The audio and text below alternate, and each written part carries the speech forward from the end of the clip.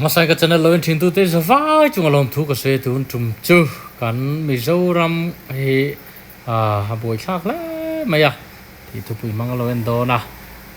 IG là mà te cùng nấu băng te Hnute lăng Hnute so có bên live anh này chỉ thì roll chuan in mày chỉ Inzuar hin tầm mày mày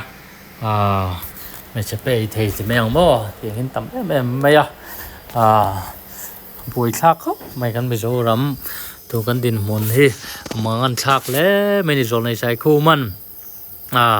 Mizoram buai do na chuan hurna hri le anga ti te po hi a kheng dik mai lo mo ti tur he no mani chu chau chun lovin mi pat na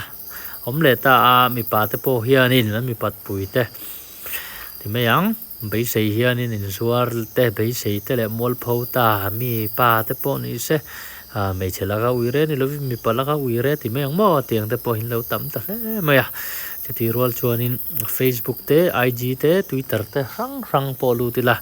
Inzuar hay hắn tam me mangan thak khop maya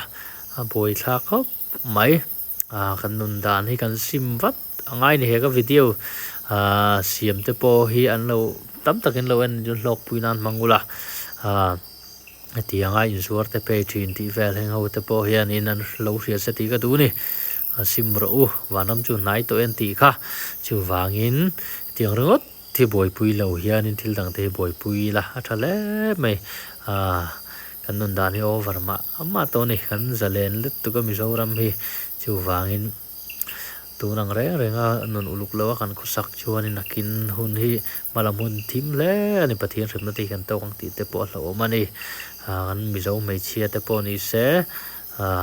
Inzuar te IG lama live sexy mi pamit lak tum re nga lo in post tam tak te po in lo